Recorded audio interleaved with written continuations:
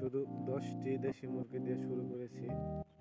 এই পর্যন্ত অনেকগুলো বাচ্চা পড়ছে আর কি, কিছু ডিম নিয়ে কুচে আছে মুরগি, আর কিছু বাচ্চা আছে। কিরকম ভাবে দেশি মুরগা লালন পালন করতে হয় অবশ্যই আপনারা জানেন। আমি যেহেতু নতুন, এখনো এই প্রথম 10টি মুরগি দিয়ে শুরু করছিলাম।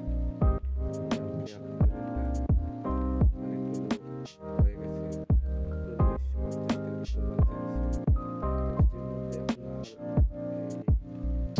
এই দুইটা মুরগায় বাচ্চা তুলাইছে, আর ধরেন একটা এখন কুচা আছে, আর কিছু কুচা কুচে ছাড়িয়া ওই ডিম দিয়ে বসে রাখছে। বাচ্চাগুলো আমি কি কি ভ্যাকসিন করি অথবা কি খাওয়াই সেটা বলতেছি আমি এই ভিডিওতে সবকিছু বিস্তারিত আপনারা দেখেন। বাচ্চাগুলো মোটামুটি সুস্থ আছে আলহামদুলিল্লাহ, কোনো সমস্যা নাই। এমনি কোনো বাচ্চা মারা টারা যায় না, সুস্থ আছে, ঠিকঠাক আছে আলহামদুলিল্লাহ। 10টা মুরগার থেকে মোটামুটি আপনারা যদি শুরু করেন 10টি মুরগা দিয়ে, ধরেন 10টি যদি দেশি মুরগি কিনেন, ধরেন 2টা মোরগ লাগবে, 2টা মোরগ দিয়ে একটা ঘরের মধ্যে রাখবেন, কোনো সমস্যা নাই। পরে আর কি কুচে আলে তো আপনারা বুঝবেনই যে কুচে আইছে ডিম ডিম যখন মুরগি ডিম পাড়া শেষ হবে তখন আর কি কুচে আসলে আপনারা বুঝবেন।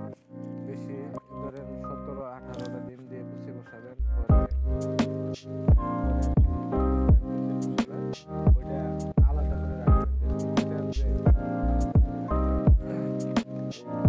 একটু ঝগড়া করে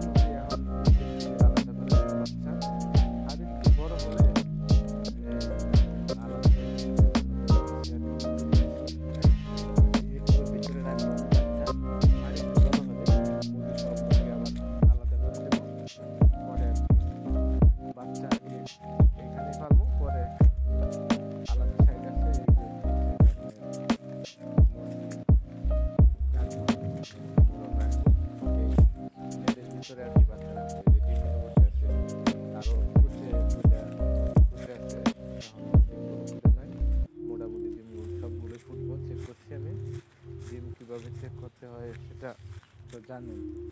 ইনশাল্লাহ পরের ভিডিওতে দেখা রাখবো। আপনারা যারা যারা চ্যানেলটি সাবস্ক্রাইব করেন নাই, সাবস্ক্রাইব করে দেন। ইনশাল্লাহ ভালো ভালো ভিডিও নিয়ে আসতেছেন, কীভাবে মুরগিকে ভ্যাকসিন করতে হয়, কীভাবে